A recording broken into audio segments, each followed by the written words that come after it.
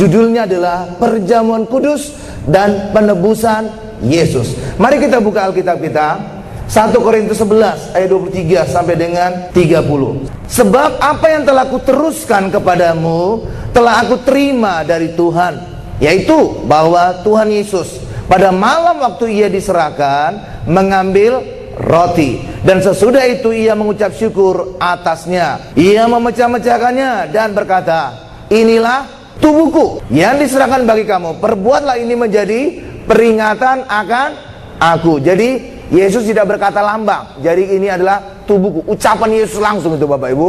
Itu ada di dalam juga Matius 26 ayat 26 sampai 28. Oke, ayat lanjutannya 25. Demikian juga ia mengambil cawan sesudah makan lalu berkata, cawan ini adalah perjanjian baru yang dimeteraikan oleh darahku. Perbuatlah ini setiap kali kamu meminumnya menjadi peringatan akan aku. Ayat 26.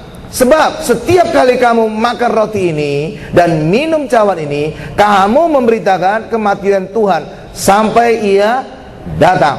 Jadi barang siapa dengan cara yang tidak layak makan roti dan minum cawan Tuhan, ia berdosa terhadap tubuh dan darah Tuhan. Ayat 28. Karena itu hendaklah tiap-tiap orang menguji dirinya. Mengujinya juga saudara stabilo. Tanda, nanti saya jelaskan. Menguji dirinya sendiri, dan baru sesudah itu ia makan roti dan minum dari cawan itu. Ayat 9. Karena barang siapa makan dan minum tanpa mengakui tubuh Tuhan, hanya disebut tubuh Bapak Ibu. Saudara stabilo juga kata tubuhnya, tandai.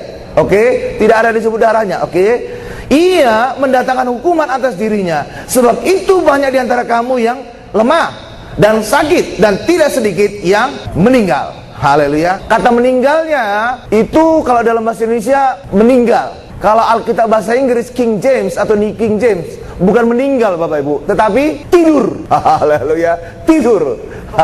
Iya. Kenapa saya nanti tekankan kata meninggal ini Bapak Ibu? Karena ini bukan berbicara tentang kematian kebinasaan di neraka, tetapi tentang sakit dan mati. Ya, setelah itu nanti kita sama-sama di surga. Tetapi dia mengalami kematian, tapi bukan kebinasaan. Haleluya Bapak Ibu ya. Itu karena matinya orang Kristen itu tidur, artinya mati sementara, nanti bisa bangun lagi. Sekarang lihat kepada saya akan jelaskan Bapak Ibu.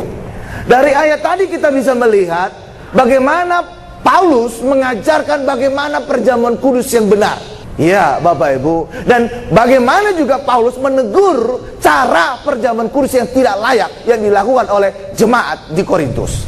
Ya, sebenarnya Bapak Ibu, perjamuan kudus yang tidak layak itu bisa kita lihat dalam 3 hal. Kenapa orang bisa disebut tidak layak?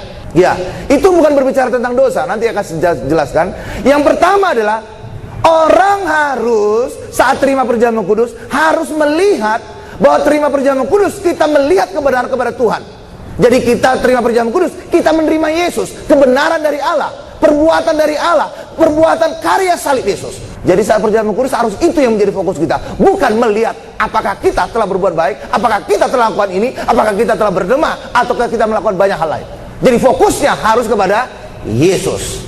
Itu yang layak. Haleluya. Di luar dari mengarah kepada Yesus itu tidak layak. Karena kita terima perjamuan kudus, kita terima kebenaran Allah, kita terima Yesus ya. Amin. Jadi fokusnya harus Yesus. Itu satu hal. Yang kedua adalah saat kita perjamuan kudus, tadi saya juga sudah tekankan bahwa Yesus berkata, terimalah inilah tubuhku, terimalah inilah darahku, bukan lambang. Haleluya Bapak Ibu, bukan lambang. Karena Yesus tidak berkata lambang di situ, tapi benar-benar tubuh dan darah Yesus. Haleluya. Ya, karena itu saudara jangan dibingungkan oleh istilah-istilah teologis, transubstitusi dan segala macam. Pokoknya ketika ditanya apakah kamu penganut ajaran transubstitusi atau segala macam itu, katakan saja apa yang kata Yesus, itu yang aku katakan. Nah, itu mantap itu Bapak Ibu. Haleluya. Jadi saudara jangan dibingungkan oleh istilah-istilah yang macam-macam itu Bapak Ibu. Pokoknya apa yang dikatakan Yesus, itu yang aku percaya, itu yang aku katakan. Ketika Yesus berkata saat perjamuan kudus, inilah tubuhku, maka aku juga katakan, aku hari ini menerima tubuh Yesus. Amin. Ketika Yesus berkata inilah darahku, maka hari ini aku terima perjamuan kudus, menerima darah Yesus. Sudah, itu aja. Apa yang kata Yesus, itu menjadi kata kita. Haleluya Bapak Ibu. Jadi saudara jangan diombang-ambingkan oleh istilah teologi atau segala istilah yang kayaknya kayak keren Bapak Ibu. Pokoknya apa kata Yesus, itu yang menjadi kata kita. Amin. Haleluya. Iya, haleluya. Kadang-kadang orang sok pinter malah istilah teologinya saudara jadi salut. Oh, nggak ada itu Bapak Ibu. Apa kata Yesus? Itu yang harus kita pegang. Haleluya. Jadi Yesus berkata, terimalah ini tubuhku, terimalah ini darahku. Itu yang kita pegang. Bahwa saat perjamuan kudus, kita harus percaya itu sungguh-sungguh tubuh dan darah Yesus. Amin. Itu yang kedua. Itu yang layak. Di luar daripada itu, ketika menganggap perjamuan kudus adalah lambang, itu tidak layak. Karena itu di luar ucapan dari Tuhan Yesus. Yang ketiga, yang layak adalah harus percaya bahwa saat perjamuan kudus ada kuasa di dalamnya. Lihat terima perjamuan kudus, ada dua hal yang kita terima. Kuasa darahnya memberikan pengampunan dosa, kuasa tubuhnya memberikan kesembuhan bagi kita. Amin. Itu yang layak. Bahwa kita percaya terima perjamuan kudus, kita menerima kuasa Tuhan. Haleluya. Jadi masalah layak itu tiga hal tadi. Fokus kepada Yesus. Yang kedua, terima tubuh dan darah Yesus benar-benar. Yang ketiga, karena benar-benar pasti ada kuasa di dalamnya. Tiga hal ini harus kita terima. Dan ketika kita hal ini kita terima, maka saudara sungguh-sungguh layak terima perjamuan kudus dan mengalami kuasa di dalamnya. Amin. Berikan dulu kemuliaan luar biasa bagi Tuhan Yesus. Haleluya. Ya, tapi seringkali karena orang sudah terlalu lama diajarkan tentang kata tidak layak.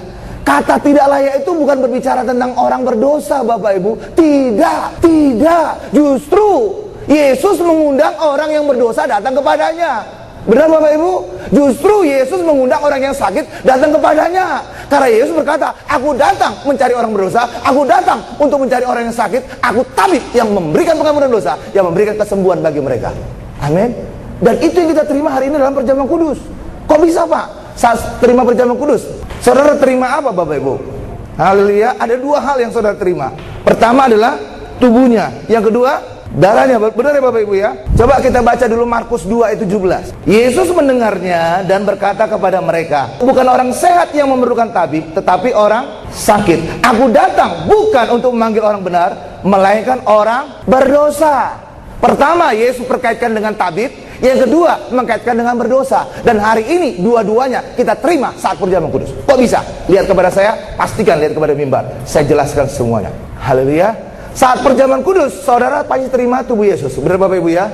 Oke. Saat perjamuan kudus, saudara pasti terima darah Yesus. Benar Bapak Ibu ya?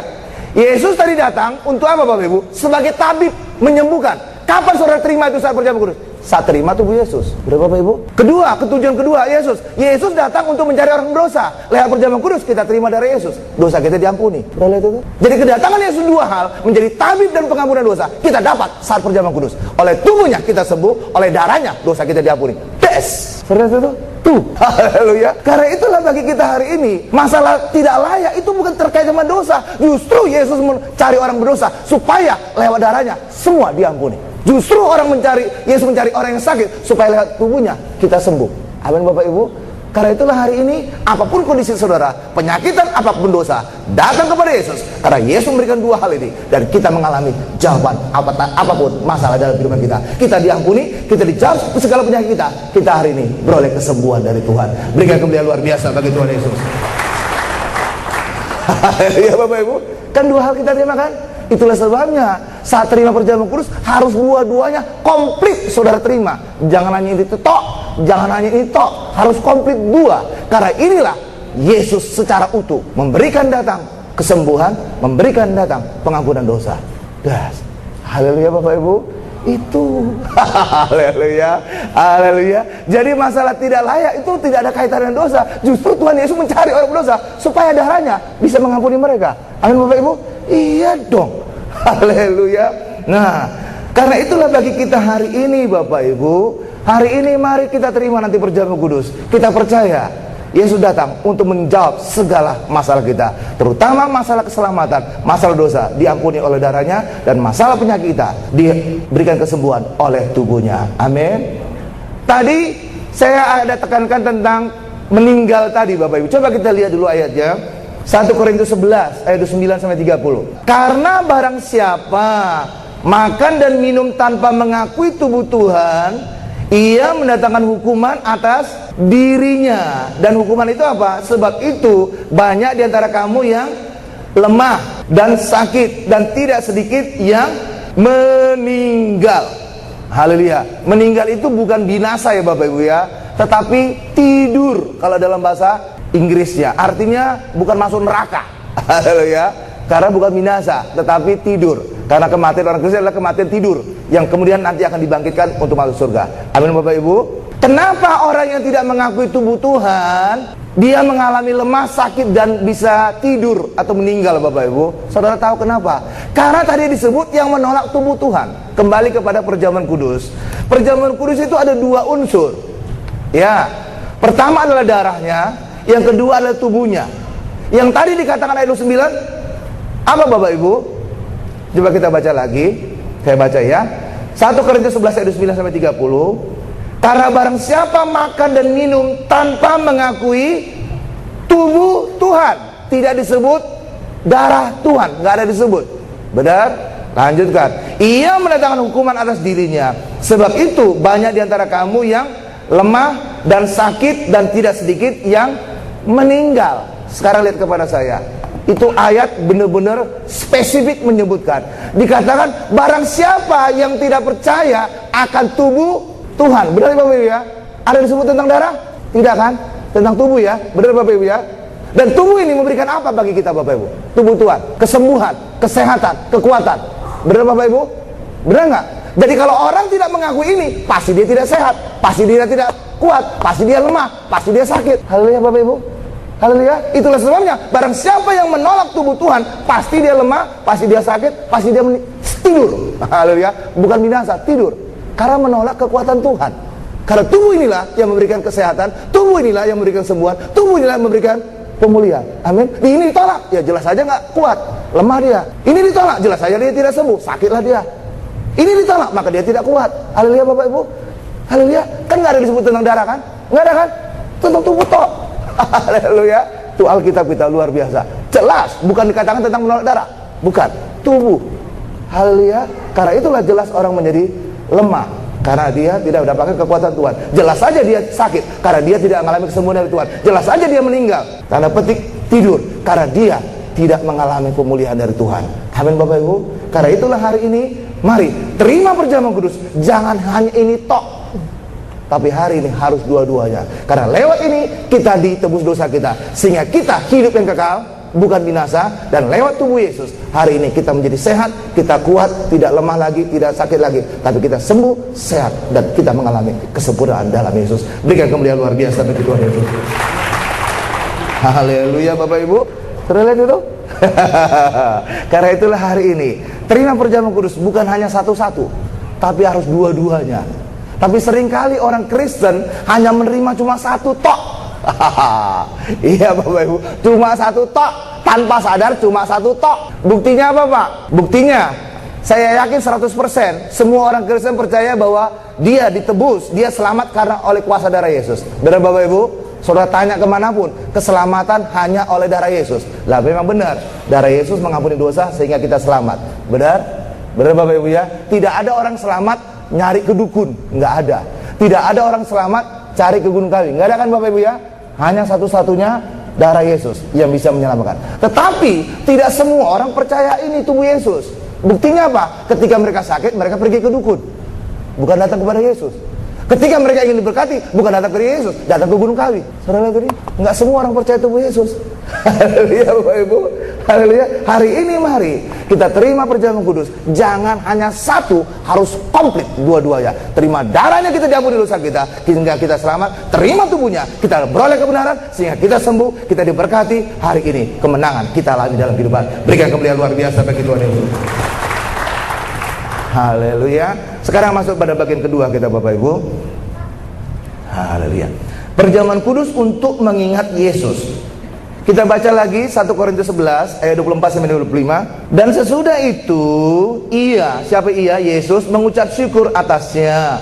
Yesus memecah-mecahkannya dan berkata, inilah tubuhku. Tuh, saudara lihat itu kan, nggak ada lambang kan? Benar-benar tubuh yang diserahkan bagi kamu. Perbuatlah ini menjadi peringatan akan aku. Jadi peringatan akan Yesus. Ayat 25-nya. Demikian juga ia mengambil cawan sesudah makan, lalu berkata, cawan ini adalah perjanjian baru yang dimeteraikan oleh darahku. Perbuatlah ini setiap kali kamu meminumnya menjadi peringatan akan aku. Sekarang lihat kepada saya. Jadi perjamuan kudus itu adalah peringatan akan Yesus. Jelas. Karena apa perjamuan kudus itu? Kita makan tubuh Yesus, kita makan darah Yesus. Benar Bapak Ibu ya? Pasti tentang Yesus ya. Haleluya. Pasti ingat akan Yesus ya. Itulah sebabnya orang Kristen harusnya didorong akan selalu ingat Yesus. Dan lewat ingat Yesus itulah kita hidup berkemenangan. Kok bisa demikian Pak? Karena ingat Yesus, kita ingat kita makan tubuhnya, kita menang atas penyakit, kita diberkati. Amin Bapak Ibu.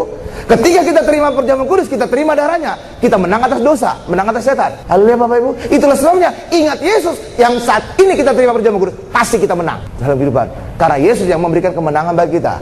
Haleluya Bapak Ibu. Itu. Jadi orang Kristen bukan didorong untuk ingat dosa. Ingat dosa pasti dia kalah Bapak Ibu. Iya, kalau selalu diingatkan dosa, kamu berdosa, kamu berdosa, aku lemah, aku gagal, aku tidak layak, aku najis, tralala. Ya, kalah kita Bapak Ibu, kalah kita. Tapi hari ini mari orang Kristen harus didorong selalu ingat Yesus. Karena kita memang di dalam Yesus. Ingat Yesus, ingat kita selamat oleh darahnya. Ingat Yesus, kita ingat kita disembuhkan oleh bilurnya. Ingat Yesus, kita dilepaskan dari kutuk. Ingat Yesus, kita hari ini bisa dipulihkan. Ingat Yesus, kita menang atas setan. Maka ingat Yesus, kemenangan pasti kita alami. Haleluya Bapak Ibu. Lah iya dong. Karena itulah bagi kita hari ini, kita harus selalu ingat Yesus. Haleluya. Ya, jangan lagi kita diingatkan didorong untuk ingat dosa. Kalau kita ingat dosa Bapak Ibu, maka kita ingat akan diri kita. Kalau saudara ingat dosa, apa yang saudara ingat? Oh, saya baru melakukan perbuatan dosa. Ketika orang didorong untuk ingat dosa, pasti didorong untuk ingat perbuatan kita, perbuatan dosa itu. Benar Bapak Ibu? Diingatkan lagi dosa, ingat perbuatan kita. Diingatkan dosa, ingat. Jadi ketika orang didorong untuk ingat dosa, maka orang didorong untuk ingat dirinya sendiri, fokus kepada dirinya. Padahal hari ini kita ingat Yesus, harus fokus kepada Yesus. Di dalam Kristen harus fokus kepada Yesus. Amin Bapak Ibu, bukan fokus kepada diri kita. Kalau saudara diingatkan selalu dosa, maka selalu fokusin dalam diri saudara. Aku dosa, aku dosa, aku dosa, aku dosa, perbuatan dosa, perbuatan dosa. Haleluya. Iya. Ya, dan ketika saudara ingat dosa, selalu refleks dalam pikiran saudara. Saudara harus membenarkan dosa saudara. Maka kembali saudara melakukan kedagingan, karena saudara ngerjakan kebenaran sendiri. Kebenaran saudara sendiri. Tapi hari ini kita orang Kristen, kebenaran kita bukan karena perbuatan kita, kebenaran kita bukan apa yang kita perbuat, tapi hari ini kebenaran kita hanya lewat iman kepada Yesus Kristus. Amin Bapak Ibu. Haleluya. Berikan dulu kemuliaan luar biasa bagi Tuhan Yesus. Iya. Dan hari ini mari Bapak Ibu bedakan antara hidup di bawah Taurat dengan hidup di dalam anugerah Bapak Ibu. Iya, perjanjian lama dasarnya adalah Taurat, perjanjian baru dasarnya adalah anugerah kepada Yesus. Itu dua hal yang berbeda, karena itu nggak bisa dicampur. Itu yang dikatakan di dalam Wahyu, bahwa tidak bisa kita suam-suam, kita harus panas atau sekalian kita dingin. Coba kita lihat ayatnya. Wahyu 3 ayat 15 sampai dengan 16. Aku tahu, ini ucapan Allah ini Bapak Ibu, atau Yesus. Aku tahu segala pekerjaanmu, engkau tidak dingin dan tidak panas. Alangkah baiknya jika engkau dingin atau panas. Jadi karena engkau suam-suam kuku dan tidak dingin atau panas, aku akan memuntahkan engkau dari mulutku. Sekarang lihat kepada saya. Banyak orang mengartikan ayat ini begini Bapak Ibu. Orang Kristen yang panas adalah orang Kristen yang rajin. Ya, ke gereja tidak cukup hanya sekali seminggu, tapi mungkin 2 kali seminggu. Hari Jumat juga hadir, hari biasa dia hadir, dan segala macam doa, ya, syafaat dia hadir. Ya, baca Alkitab setiap hari 10 pasal. Oh, kunjungan kepada panti asuhan, panti jompo, kecuali panti pijat, dia tidak. Mungkin, haleluya Bapak Ibu, dia suka menolong orang. Nah, mungkin gambarannya orang selama itu seperti gitu. Itulah Kristen panas. Ya. Kalau seandainya Kristen dingin, apa artinya Bapak? Kebalikan dari ini. Benar Bapak Ibu ya? Lah iya dong, kebalikan dari panas. Berarti apa Bapak Ibu? Dia kebalikannya, kalau Kristen dingin adalah dia tidak pernah ke gereja sama sekali. Lah iya dong, kebalikan dari panas. Dia aja ke gereja 2 kali seminggu. Harus dingin apakah? Berarti dia tidak pernah ke gereja sama sekali. Kalau dingin artinya dia tidak pernah baca Alkitab sama sekali. Kalau dingin artinya dia tidak pernah menolong sesama manusia. Benar Bapak Ibu? Kan aneh. Padahal Tuhan berkata tadi, aku ingin kamu panas atau dingin. Haleluya Bapak Ibu. Ya, suam-suam tidak mau. Kalau berdasarkan aktivitas tadi, bahwa panas itu adalah rajin demikian, lebih bagus suam-suam. Lumayan. Ke gereja sekali seminggu, lumayan. Haleluya. Baca Alkitab 1 pasal, lumayan. Haleluya Bapak Ibu. Nolong orang, lumayan. Haleluya. Harusnya pilih suam-suam, bukannya dingin. Kalau dingin adalah bentuk kebalikan dari yang panas. Kok jadi aneh? Benar nggak Bapak Ibu? Lah iya dong. Dan selama ini orang berpikirannya panas itulah aktifnya orang Kristen, malah jadi salah gitu Bapak Ibu. Kenapa? Karena kalau kebalikan dari panas adalah kebalikan dari yang tadi. Haleluya, tidak sama sekali ke gereja, tidak pernah baca Alkitab, tidak pernah nolong orang. Masa ini yang disukai oleh Tuhan? Yang benar aja. Bagusan yang suam-suam. Haleluya Bapak Ibu. Berarti selama ini pengertian panas dan dingin tentang aktivitas orang Kristen itu salah. Lalu apa yang dimaksud dengan panas atau dingin ini dong?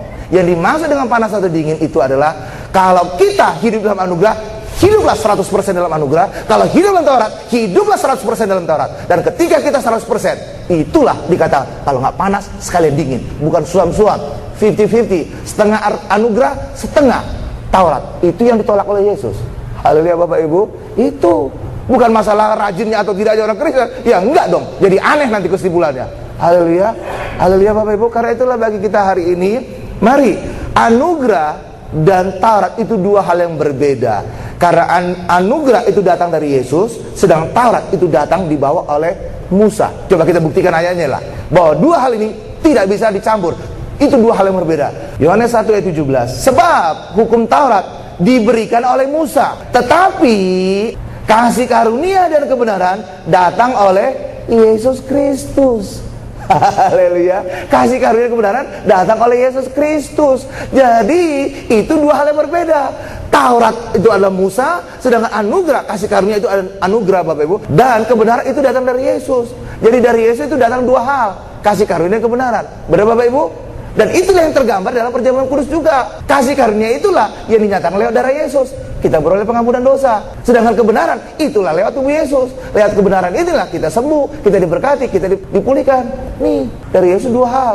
Ini kasih karunia, ini kebenaran. Ini darahnya, ini tubuhnya. Haleluya. Karena itulah terima perjamuan kudus harus dua, jangan satu-satu. Hanya darah tok, hanya tubuhnya tok. Haleluya Bapak Ibu. Sampai sini ngikuti. Amin. Berikan dulu kemuliaan luar biasa bagi Tuhan Yesus. Dan memang benar Bapak Ibu, perjanjian baru anugerah itu adalah pelayanan roh. Karena kita mengandalkan Tuhan yang bekerja. Yesus mengerjakan, Roh Kudus mengerjakan, sehingga kehidupan terjadi. Dan itulah terjadi Pentakosta pertama bagi orang Kristen, yang kemarin baru kita peringati Bapak Ibu. Itulah Pentakosta pertama, turunnya Roh Kudus. Itulah meterai sempurna dari hidup dalam anugerah perjanjian baru. Amin. Sedangkan perjanjian lama Taurat itu dimeteraikan oleh Taurat. Dasarnya Taurat itu pelayanan kematian. Itulah sebabnya ketika pertama kali Taurat turun di atas gunung Sinai, dari gunung Sinai kematian terjadi, 3.000 orang mati. Dan itu dikenal oleh orang Israel sebagai Pentakosta pertama bagi orang Israel. Jadi bagi orang Kristen, Pentakosta pertama turunnya Roh Kudus di sebuah loteng di Gunung Sion. Sedangkan Pentakosta pertama bagi orang Yahudi, orang Israel, itulah turunnya hukum Taurat di Gunung Sinai. Haleluya. Dan hasilnya dua hal yang berbeda. Hukum Taurat turun di Gunung Sinai, kematian 3.000 orang. Roh Kudus turun, dan itu adalah sempurnanya anugerah di Gunung Sion. 3.000 orang bertobat selamat, kehidupan terjadi. Haleluya. Karena itulah dua pelayanan ini nggak bisa dicampur. Satu panas, satu dingin, nggak bisa dicampur. Haleluya. Itu dimuntahkan oleh Tuhan nanti. Karena itulah bagi kita hari ini, mari sadari bahwa kita hari ini terima perjamuan kudus, kita terima dua-duanya, dan kita menerima kesempurnaan dalam Yesus. Amin. Dan Yesus juga pernah berkata Bapak Ibu, aku datang untuk melayani dan menyerahkan nyawaku. Dan itu sebenarnya terjadi pada saat perjamuan kudus. Coba kita lihat dulu ayatnya. Matius 20 ayat 28. Sama seperti anak manusia, siapa nih? Yesus. Datang bukan untuk dilayani, melainkan untuk melayani dan untuk memberikan nyawanya menjadi tebusan bagi banyak orang. Jadi kedatangan Yesus ada dua. Pertama, melayani. Yang kedua, menjadi tebusan bagi banyak orang. Amin Bapak Ibu. Dan itu sebenarnya terjadi saat perjamuan kudus. Kok bisa Pak? Kapan melayaninya Pak? Melayani adalah pada saat perjamuan kudus Bapak Ibu. Di situ juga Yesus membasuh kaki murid-muridnya, melayani sebagai hamba. Haleluya Bapak Ibu. Iya. Jadi kedatangan Yesus dua hal ini itu juga tergenapi saat perjamuan kudus. Yesus melayani sebagai hamba, membasuh kaki murid-muridnya, dan yang kedua, menyerahkan nyawanya pada saat perjamuan kudus. Karena saat perjamuan kuduslah Yesus memberikan nyawanya, darahnya. Darah itu menuju kepada nyawa Bapak Ibu, tubuh dan darahnya, dan itu menyerahkan nyawanya kepada murid-murid. Karena itulah bagi kita hari ini, mari Bapak Ibu, saat kita perjamuan kudus, kita mengingat Yesus. Dan mengingat Yesus, di situ ada kemenangan. Kenapa? Karena mengingat Yesus kita tahu dosa kita dihapus, kita menang atas dosa, kita selamat. Yang kedua, lewat tubuhnya kita terima, kita beroleh kemenangan atas penyakit, menang atas bangkrut, menang atas keterikatan. Hari ini, mari terima perjamuan kudus. Kita terima secara lengkap, maka kita akan hidup dalam kemenangan. Amin. Dengan kemuliaan luar biasa. Haleluya. Jadi jangan satu-satu. Yang ketiga, kita masuk pada bagian ketiga. Yesus sebagai penebus saat kasut diberikan. Jadi pada saat pencucian kaki, di situ juga ada satu hal yang luar biasa. Kita buka dulu ayatnya, peristiwa pencucian kaki yang dilakukan oleh Yesus. Yohanes 13 ayat 4 sampai dengan 5. Lalu bangunlah Yesus dan menanggalkan jubahnya.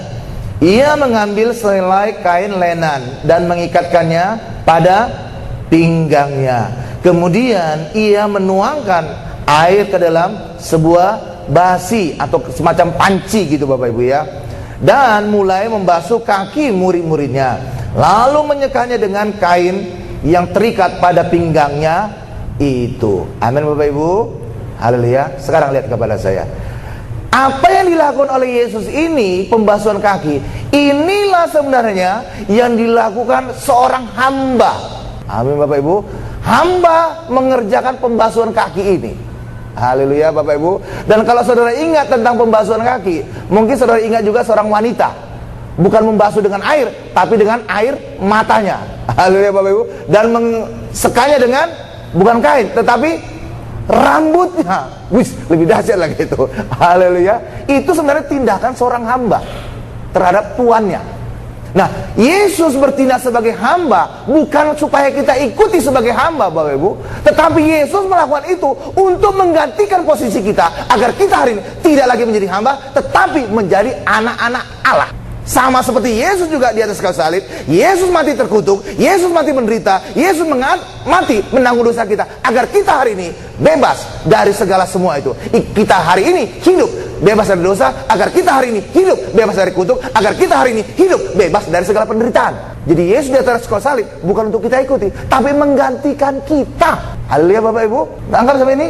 Iya, menggantikan kita, agar kita hari ini bebas dari dosa, agar kita hari ini bebas dari kutuk, agar kita hari ini sehat, bebas dari segala penderitaan. Haleluya. Iya, itu dia.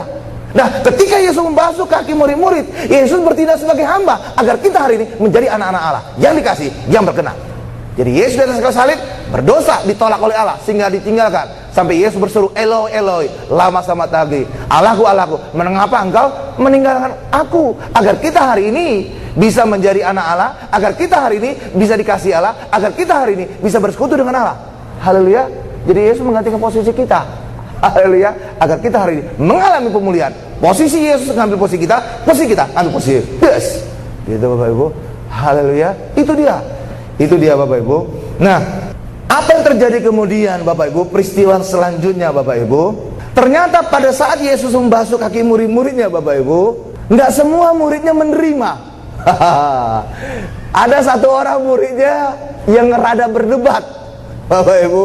Ya, rada berdebat kepada Yesus. Saya bacakan, itu adalah Petrus. Itu di ayat 8 ya Bapak Ibu. Petrus sempat menolak kakinya dibasuh oleh Tuhan dengan berkata, Tuhan tidak akan membasuh kakiku selama-lamanya. Dan inilah tipikal dari Taurat Bapak Ibu. Mereka sulit menerima Tuhan melayani mereka. Kenapa? Orang hidup dalam hukum Taurat selalu sulit menerima Tuhan melayani kehidupan kita manusia. Karena mereka itu menempatkan posisinya sebagai hamba, bukan yang menerima pelayanan Tuhan. Justru diri mereka lah yang harus melayani Tuhan. Tapi bagi kita hari ini, kita bukan lagi hamba, kita anak. Orang tua kita yang mengerjakan banyak hal dalam diri kita. Amin. Sama seperti anak saudara juga, besok akan berangkat sekolah, seragamnya saudara siapkan malam. Oh, ini bajunya, ini celananya, ini sepatunya. Serut, coba lihat kotak pensilnya diserutin lagi. Bahkan juga besok paginya, oh saya harus bangun cepat-cepat supaya saya bisa masakin nasi kesukaan anak saya, supaya anak saya jangan pergi sekolah perutnya kosong. Benar Bapak Ibu? Kan saudara yang nyiapin, orang tua kan? Benar gak Bapak Ibu? Bener. Anak menerima hal gitu Bapak Ibu. Kalau hamba justru yang ngerjakan semua itu, saudara perintah. Haleluya Bapak Ibu. Benar nggak? Nah iya, karena itulah bagi kita hari ini. Mari kita hari ini menerima apa yang Yesus telah kerjakan. Mari menerima pelayanan dari Yesus, karena Yesus telah mengerjakan semuanya di atas kayu salib. Bagian kita hari ini menerima, lihat kita imani karya salibnya dalam diri kita. Amin. Berikan kemuliaan luar biasa bagi Tuhan Yesus. Iya, haleluya.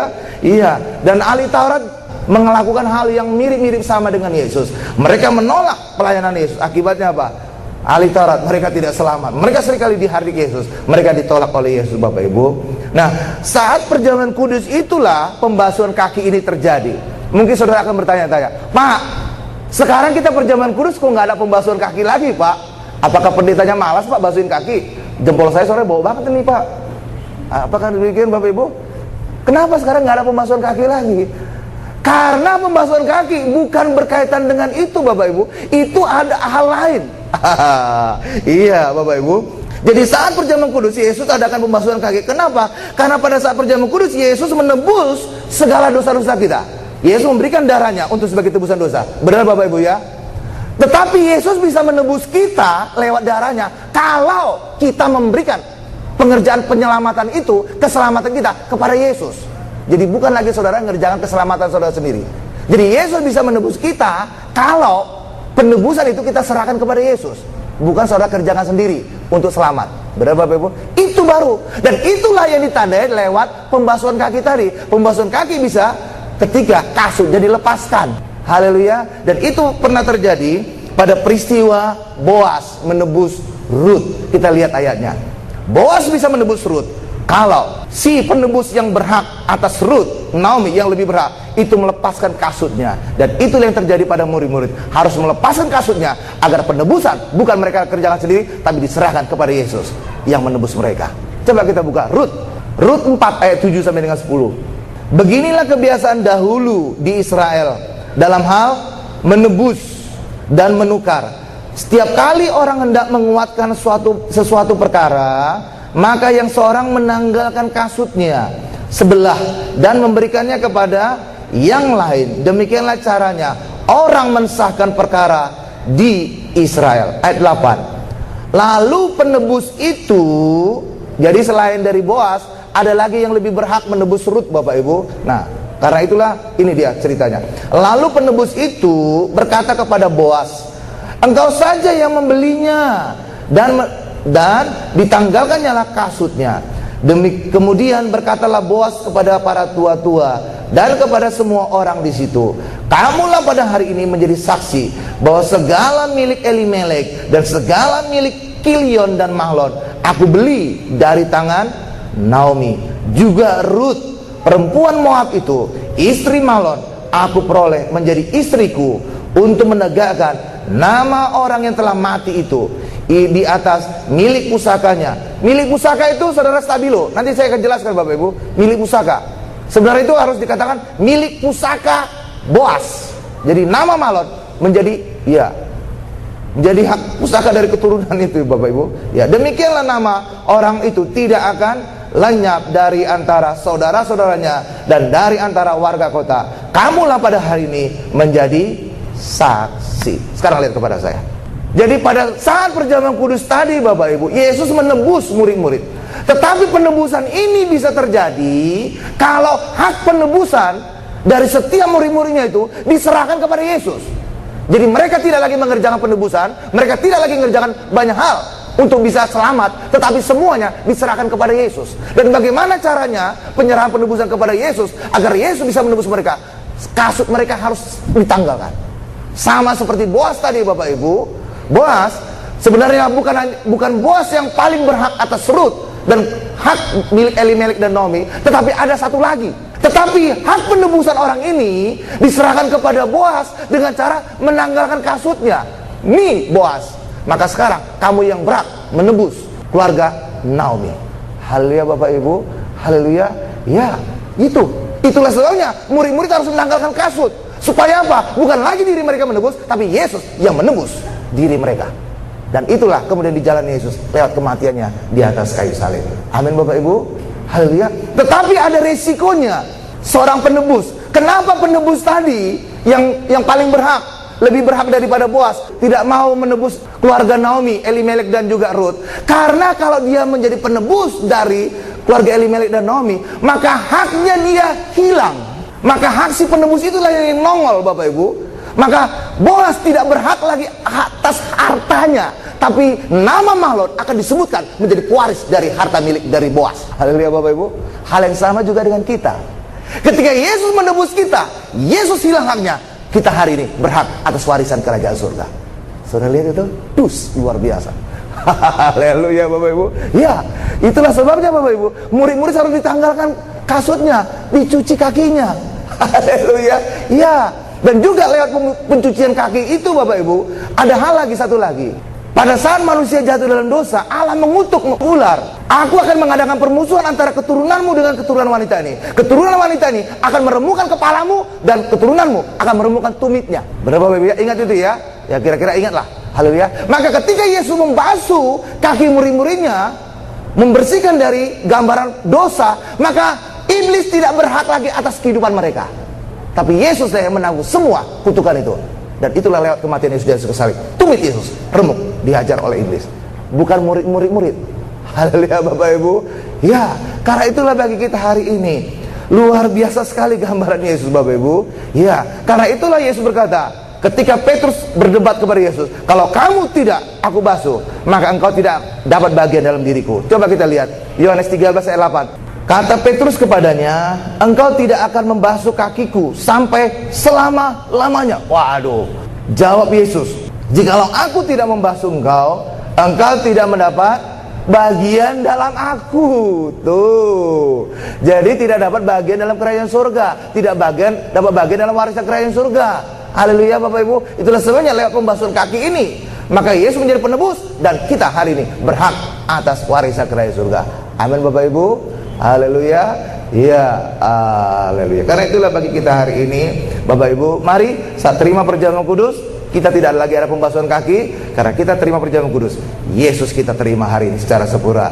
Hari ini terima perjamuan kudus bukan hanya satu bagian saja, tapi hari ini sungguh-sungguh kita terima tubuh dan darahnya. Lewat tubuhnya kita dapat kebenaran, sehingga di sini kita disembuhkan, kita diberkati, dan lewat darahnya hari ini segala dosa kita diampuni, sehingga kita beroleh keselamatan. Terima perjamuan kudus, dua hal ini kita beroleh kemenangan dalam kehidupan.